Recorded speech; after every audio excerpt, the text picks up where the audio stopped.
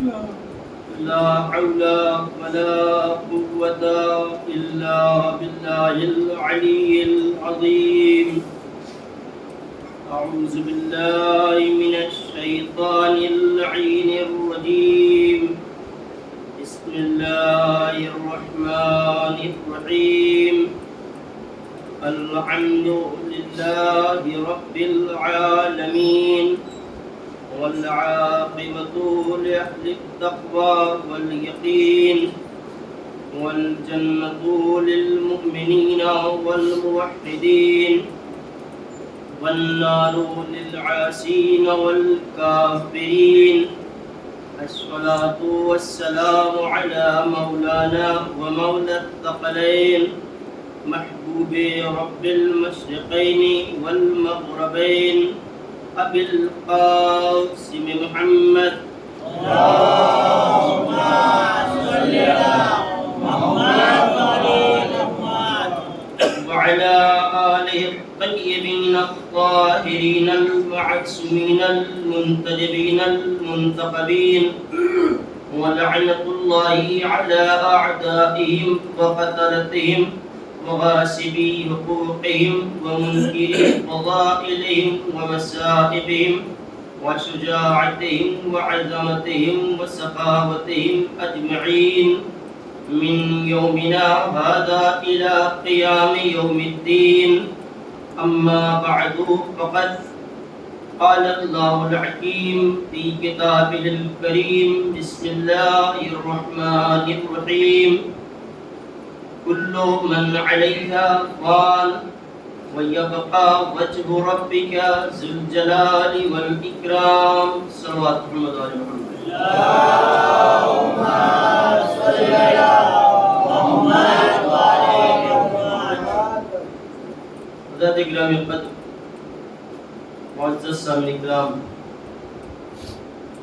بزرگان ملت، قبل اس کے آغاز گفتگو کیا جائے، گزارش ہے ایک مرتبہ سورہ الحمد اور 3 مرتبہ سورہ اخلاص کی تلاوت فرما کر مرحوم مقبول میراج حسین ابن اختر علی صاحب کی روح کو احسان کروں.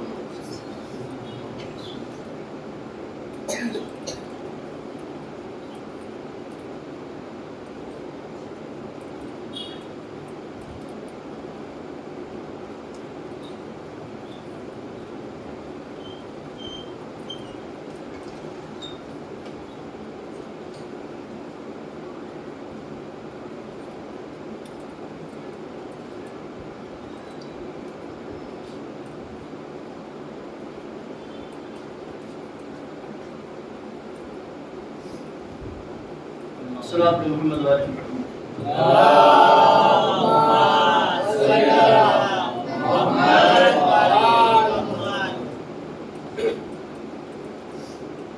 حضرات گرامی قدر، خداوند عالم کا ارشاد گرامی، کل من علیہا فان، کہ اس جہان میں، اس دنیا میں جتنی بھی چیزیں ہیں، ہر شے فانی ہے، ہر چیز کو مٹ جانا ہے. وَيَبْقَى وَجْهُ رَبِّكَ ذُو الْجَلَالِ وَالْإِكْرَامِ، اگر کوئی شے باقی رہے گی، اگر کسی چیز کو بقا ہے تو وہ وجہ پروردگار ہے کہ جو جلالتوں والا ہے اور کرامتوں والا ہے. عزیزو، اگر علم العادات کے اعتبار سے دیکھا جائے، اس آیت کریمہ کے فقط ایک لفظ وجہ کو، اس کے لیے قرآن نے کہا کہ وجہ جو ہے، وجہ پروردگار، یہ باقی رہے گا. ہر چیز مٹ جانے والی ہے، ہر چیز کو فنا ہے، لیکن وجہ پروردگار جو ہے اس کو فنا نہیں ہے، وہ نہیں مٹے گا، وہ باقی رہے گا. وجہ پروردگار آخر ہے کیا؟ تو اس کے لیے علم العادات میں اگر اس چیز کو دیکھا جائے تو علم العادات یعنی گنتی کے اعتبار سے جو پورے الف سے بڑی یہ تک جو الفاظ ہیں الفابیٹ، ان کے الگ الگ اعداد ہیں، الگ الگ ان کی گنتیاں ہیں. مثلا ابجد، حوج، ہتی، کلمہ اس طرح سے لکھا ہوا ہے اور اس کے اعتبار سے 1 2 3 اس کی گنتیاں.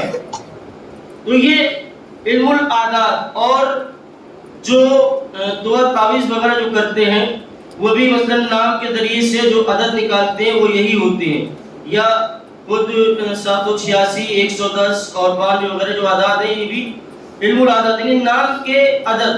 اسی طریقے سے اگر لفظ وجہ کے عدد کو نکالا جائے تو واو جیم ہے، 3 لفظ ہیں وجہ کے. وجہ یعنی چہرہ، ہر چیز بقا، ہر چیز کو فنا ہے، صرف وجہ پروردگار کو بقا ہے.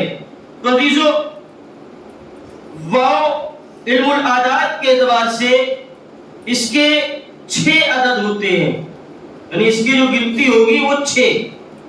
اور اس کے بعد جیم، اس کے 3 عدد ہوں گے. اور ہے، اس ہے کے جو عدد ہوں گے وہ 7 ہوں گے. ایک صلوات محمد علی محمد.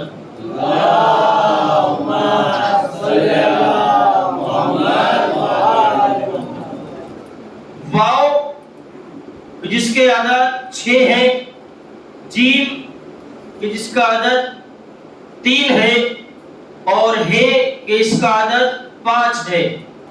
اب ان تینوں اعداد کو اگر ہم یکجا کریں، اگر ہم انہیں جمع کریں، اگر ہم ان کی عدد کو نکالیں تو 6 3 9 اور 5 14، یعنی 6 واو کا، جیم کا 3 اور ہے کا 5. تو ان تینوں عدد کو اگر جوڑا جائے تو وہ عدد ہوں گی 14. یعنی خداوند عالم یہ بتانا چاہ رہا ہے کہ ہر چیز فنا ہو جائے گی، اگر باقی بچے گا تو وہ تمہارے رب کا چہرہ ہے. اور چہرے سے مراد ذات معصومین علیہ السلام ہے، یعنی وہ 14 ہستیاں ہیں کہ جو جلالتوں والی ہیں، کہ جو کرامتوں والی ہیں. ایک صلوات پڑھے محمد و آل محمد.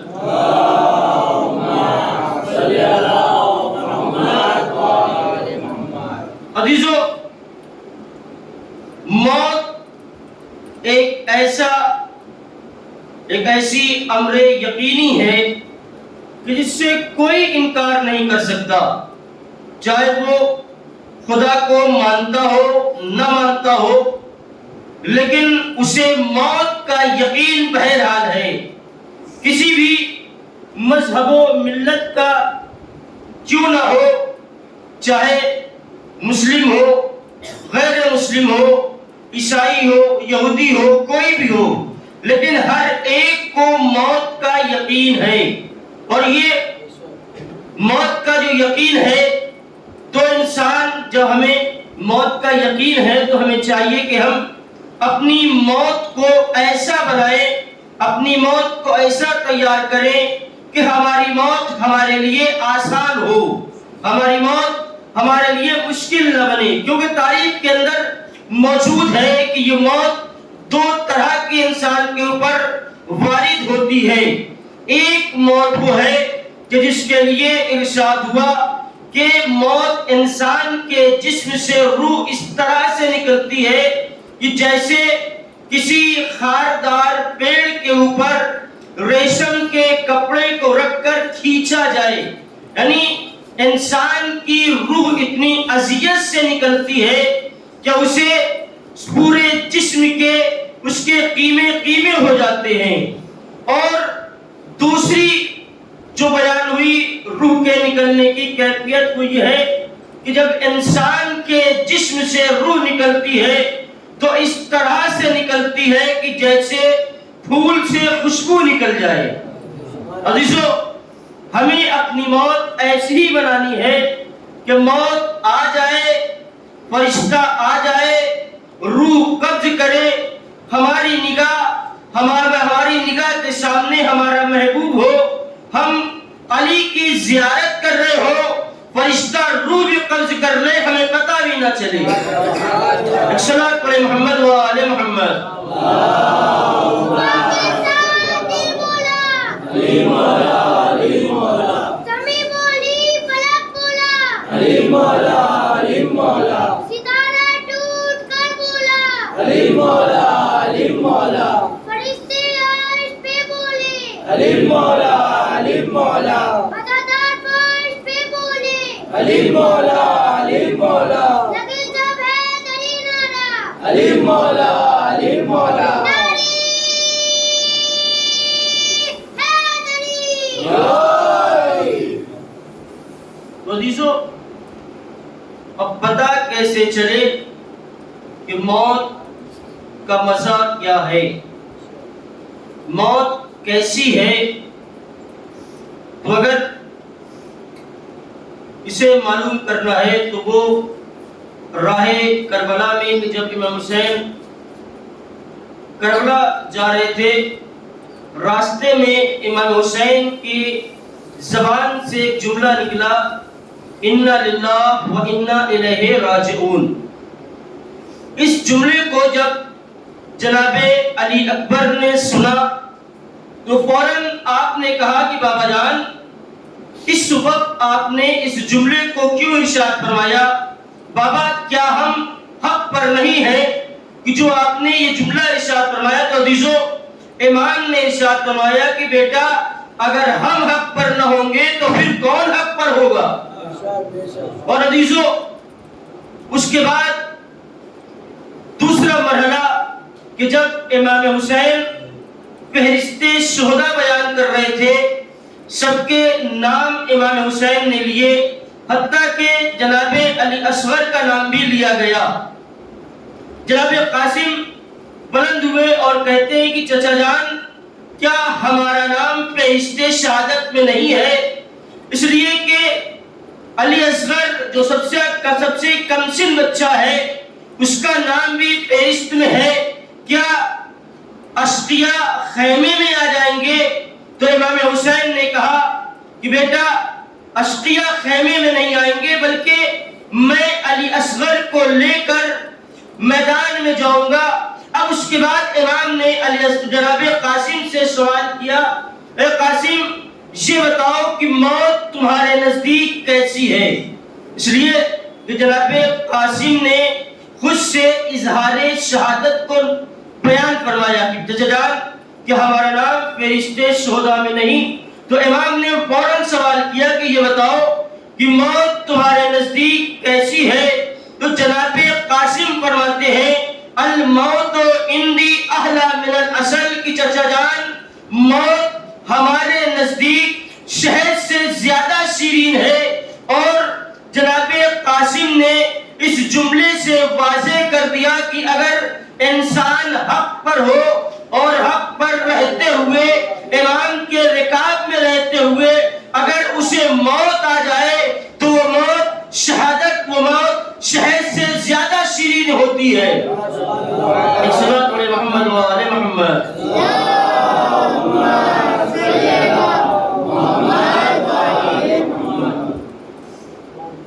انسان حق پر گامزن ہو اور اسے موت آ جائے تو یہ موت شہد سے زیادہ شیرین ہوتی ہے۔ بس عزیزو، چند باتیں اور آپ کے سامنے کہ جب خلیفہ دوم کے زمانے میں ایک شخص آیا جو مذہب عیسائیت سے تعلق رکھتا تھا، اور آنے کے بعد وہ یہ کہتا ہے کہ ہم اسلام کے متعلق چند سوالات کرنا چاہتے ہیں، اگر اسلام آپ نے صحیح جوابات دے دیے تو ہم یہ جانیں گے، ہم یہ مانیں گے کہ اسلام سچا مذہب ہے، رسول برحق تھے اور آپ اس کے نائب برحق ہیں۔ اس نے اپنے سوالات رکھے اور انہوں نے کوئی جواب نہ دیا۔ دربار سے نکلے اور نکلنے کے بعد کچھ دوری پہنچے تھے کہ مولا کائنات سے ملاقات ہوئی اور حلال مشکلات علی ابن ابی طالب علیہ السلام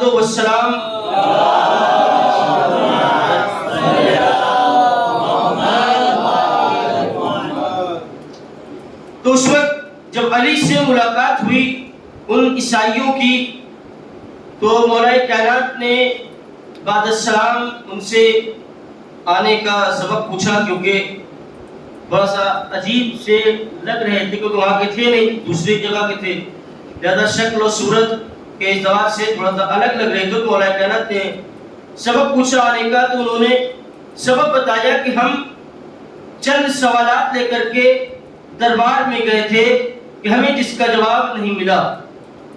انہوں نے پوری باتیں اپنی رکھی. تو اس کے بعد مولا کائنات نے کہا اگر تمہارے جوابات تمہاری کتاب سے میں بتا دوں تو کیا تم مذہب اسلام کو قبول کر لو گے؟ انہوں نے کہا بے شک اگر آپ توریت سے سارے جوابات عنایت فرمائیں گے تو ہم مذہب اسلام کو قبول کر لیں گے. اب اس کے بعد انہوں نے کہا، جب ان کی بات تمام ہوئی تو مولا کائنات کہتے ہیں کہ یہ بتاؤ کہ تمہارا سوال کیا ہے؟ انہوں نے اپنا سوال رکھا کہ یہ بتائیے کہ وہ کون سی چیز ہے، وہ 5 چیزیں کون سی ہیں کہ جو رحم مادر سے نہیں نکلی؟ تو مولا کائنات نے جواب دیا وہ 5 چیزیں کہ جو رحم مادر سے نہیں نکلی. اس میں سے پہلی چیز جناب حوا، جناب آدم، جناب حوا، جناب صالح کی اونٹنی، اور اس کے بعد آپ نے فرمایا کہ وہ دمبا جناب اسماعیل کے لیے جو آیا تھا وہ دمبا. یہ ساری چیزیں وہ ہیں کہ جو رحم مادر سے خارج نہیں ہوئی. تو آپ نے پوچھا کہ یہ جواب جو میں نے دیا تیری کتاب سے ہے یا نہیں؟ تو اس نے کہا صدقتا، بے شک آپ نے صحیح فرمایا. اب اس کے بعد اس نے پوچھا کہ یہ بتائیے کہ وہ کون سی قبر ہے کہ جو اپنے مکین کو اپنے ساتھ لے کر چلتی رہی؟ تو امام نے فرمایا کہ وہ قبر جناب یونس علیہ السلام کو لے کر چلنے والی مچھلی ہے کہ جو اپنے بطن میں یونس کو لے کر کے چلتی رہی اور کچھ اسنا کے بعد اس نے ان کو باہر کر دیا. عزیزو، اب اس کا سوال پڑھا اور اس نے کہا کہ یہ بتائیے کہ وہ کون سی شے ہے کہ جس نے اپنے لوگوں کو ڈرایا، ڈرا حالے کہ نہ وہ انسانوں میں سے ہے نہ وہ جناتوں میں سے ہے. مولا کائنات نے فرمایا کہ وہ چیونٹی ہے کہ جس نے جب جناب سلمان کا لشکر جا رہا تھا تو اس چیونٹی نے وہ چیونٹی کا جو سردار تھا اس نے اپنے قبیلے والوں کو ڈرایا کہ دیکھو جلدی جلدی اپنے بلوں میں گھس جاؤ، ایسا نہ ہو کہ سلمان اور ان کا لشکر تمہیں کچل ڈالے. لہذا اور وہ چیونٹی نہ جناتوں میں سے ہے نہ انسانوں میں سے ہے. ایک صلوات پڑھے محمد و آل محمد.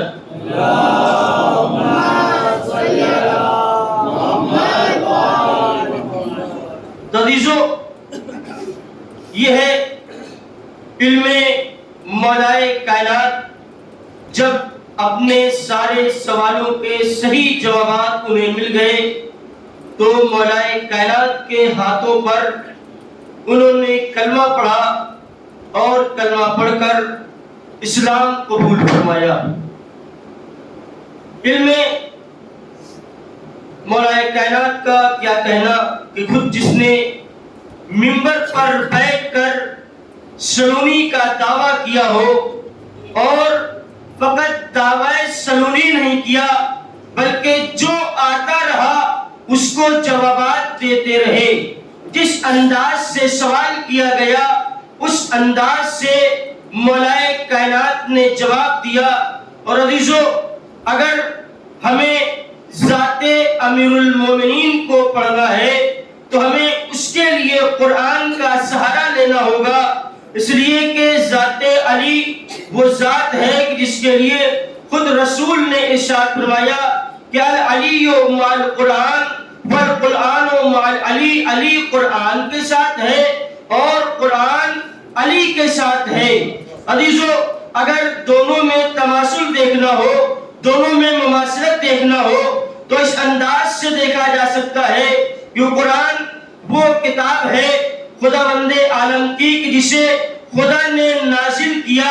علی وہ ذات ہے کہ جس کے لیے جبریل نے ارشاد فرمایا اور جس کی رہبری کی ہدایت کہی خود قرآن مجید، خود رسول خدا نے میدان غدیر میں فرمائی. اور عزیزو، قرآن وہ کتاب ہے کہ جس کے لیے ارشاد ہوا کہ لا رتب ولا یابس الا فی کتاب مبین. ہر شے کتاب مبین کے اندر موجود ہے. امام وہ ہے، علی وہ ہے کہ جس کے لیے ارشاد ہوا کہ وَأَحْسَنَهُ وَكُلَّ شَيْءٍ أَحْسَنَهُ فِي إِمَامٍ مُبِينٍ. ہم نے ہر شے کا نچوڑ امام مبین کے اندر رکھ دیا ہے. قرآن وہ ہے کہ جسے انسان سمجھ نہیں سکتا، انسان کی عقلوں سے بالاتر ہے، اس لیے کہ قرآن مجید کے ایک ایک لفظ کے جو گہرائیاں ہیں اس گہرائیوں تک عام انسان کی پہنچ نہیں. اگر معصومین کی مدد ہو تو انسان اس آیت کی گہرائی تک پہنچ سکتا ہے. تو عزیزو، قرآن وہ کتاب ہے اور اس قرآن کے لیے کہا ہی جاتا ہے کہ ہم صرف اور صرف قرآن مجید کے سہارے سے ہی سب کچھ کر سکتے ہیں. لیکن عزیزو، ایک دنیا کی معمولی سی کتاب بھی اگر لے لی جائے تو اس معمولی سی کتاب کے لیے بھی کسی نہ کسی معلم کی ضرورت پڑتی ہے، کسی نہ کسی پڑھانے والے کی ضرورت پڑتی ہے، کسی نہ کسی سکھانے والے کی ضرورت پڑتی ہے. تو جب دنیا کی معمولی سے معمولی کتاب بغیر معلم کے سمجھ میں نہیں آ سکتی تو خداوند عالم کی اتنی معتبر کتاب بغیر معلم کے کیسے سمجھ میں آ سکتی ہے؟ ایک صلوات پڑھیں محمد و آل محمد.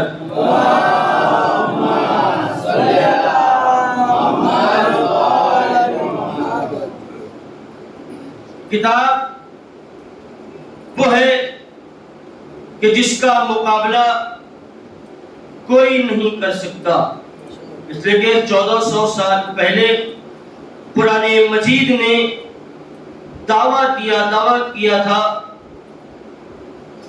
کہ اگر کسی کو اس قرآن کے متعلق شک ہو تو وہ قرآن مجید کا جواب لے آئے.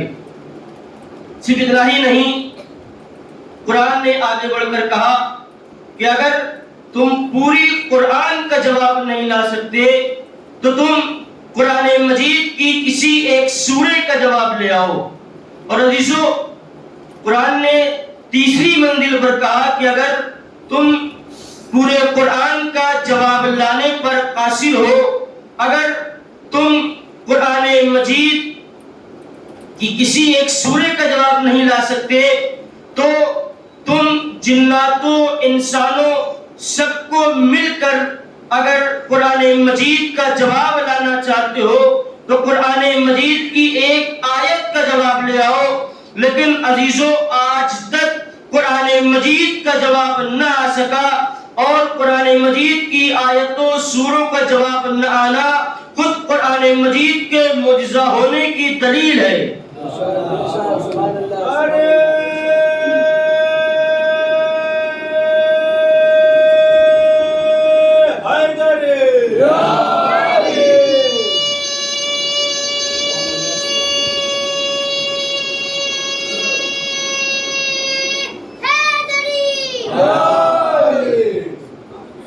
جب سورہ کوثر کی جو قرآن مجید کا مختصر ترین سورہ ہے، سب سے چھوٹا سورہ سورہ کوثر، اور عرب اپنی فصاحت و بلاغت پر بہت فخر کیا کرتے تھے، بہت اپنی فصاحت و بلاغت پر انہیں ناز تھا، اور یہی وجہ ہے کہ عرب اپنے کو عرب کہتے تھے اور اپنے علاوہ دوسروں کو عجم سمجھا کرتے تھے۔ عجم یعنی گونگا، اپنے کو بولنے والا سمجھنے والا کہتے تھے اور دوسروں کو گونگا سمجھا کرتے تھے۔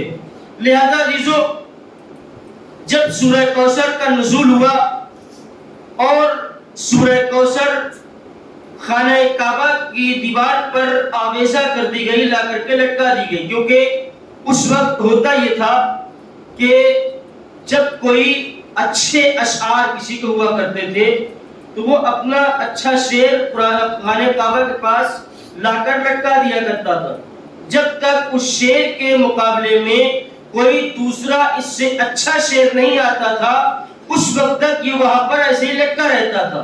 جب کوئی اس سے اچھا کہتا تھا تو دوسرا لا کر لٹکاتا تھا، تب وہ ہٹتا تھا۔ اب اس کے بعد جب سورہ کوثر نازل ہوا تو رسول خدا نے بھی ایسا ہی کیا، سورہ کوثر کو لا کر خانہ کعبہ کی دیوار پر لٹکا دیا۔ عرب آتے رہے، تلاوت کرتے رہے، جاتے رہے، تلاوت کرتے رہے، وہاں سے جاتے رہے۔ عزیزو، عرب سارا عرب وہاں پر جمع ہو گیا، لیکن کوئی بھی اس کا جواب نہ لا سکا، اور آخر میں جب اس کا کوئی جواب نہ بنا تو انہوں نے ایک جملہ اس کے نیچے پڑھایا اور وہاں پر لکھا کہ ما ھذا کلام البشر، کہ یہ جو کلام ہے یہ کسی انسان کا کلام نہیں لگتا ہے۔ صلوات پڑھے محمد و آل محمد۔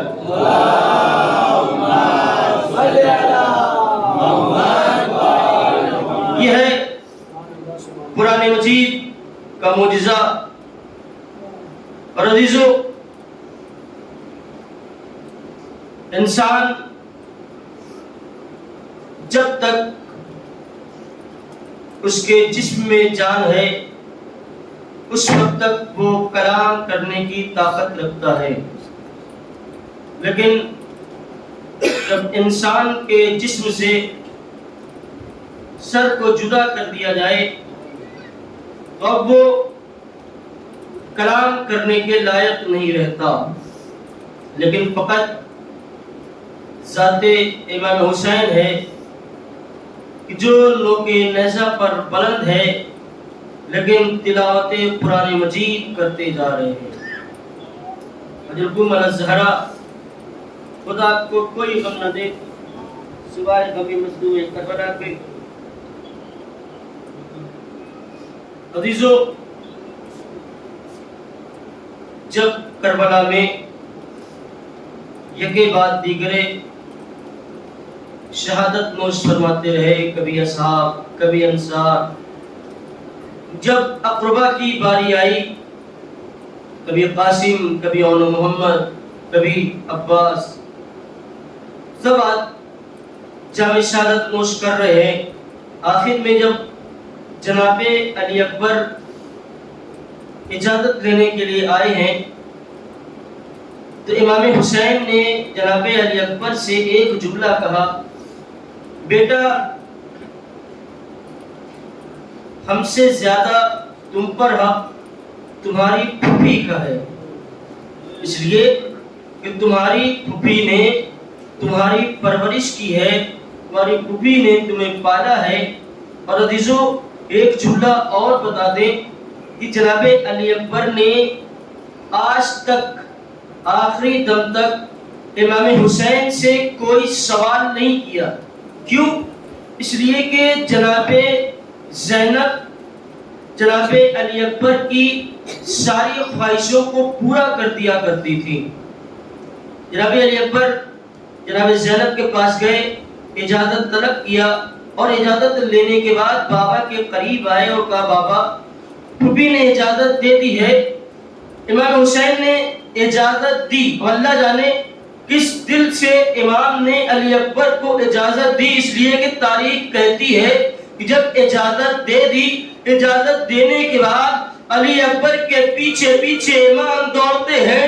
ایک موقع ایسا بھی آتا ہے کہ جب امام حسین کو ٹھوکر لگتی ہے, امام حسین گرتے ہیں, علی اکبر نے پیچھے مڑ کر دیکھا تو کیا دیکھا کہ بابا گر چکے ہیں. عزیزو, علی اکبر گھوڑے سے اترے اور کہتے ہیں بابا آپ نے تو مجھے رخصت کر دیا تھا, بابا آپ کیوں پیچھے آ رہے ہیں؟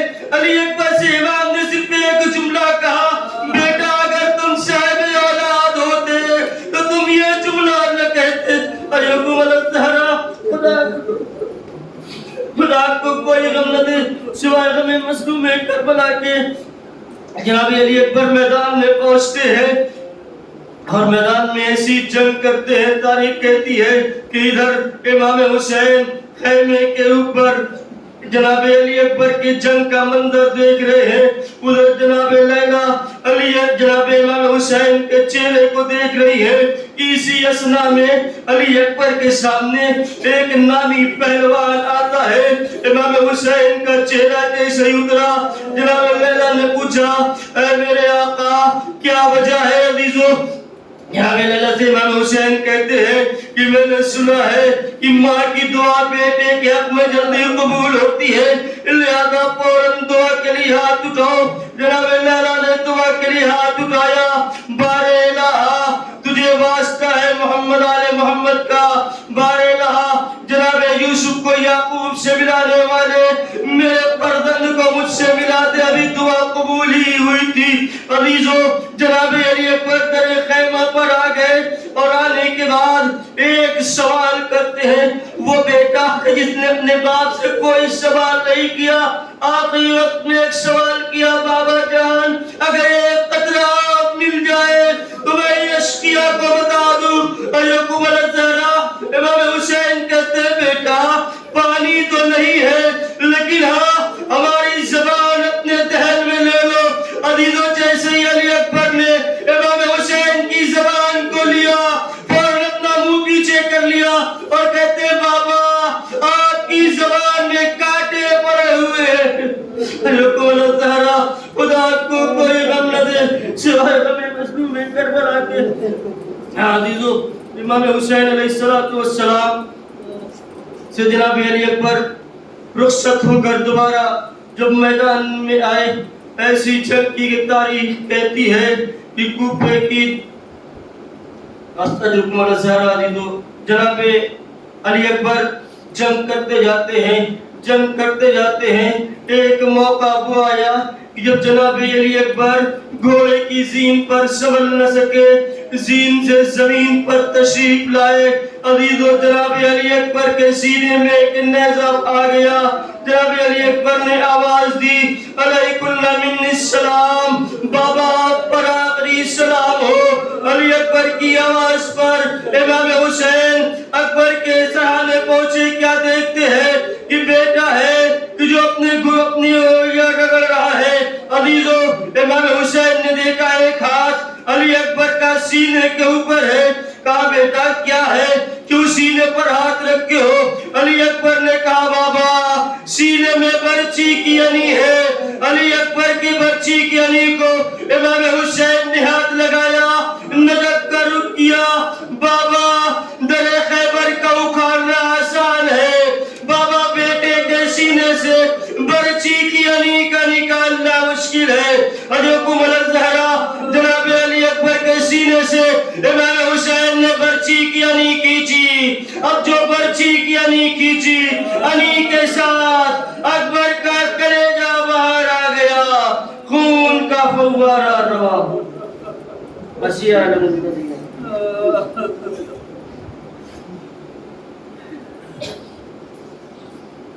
إنا لله وإنا إليه راجعون.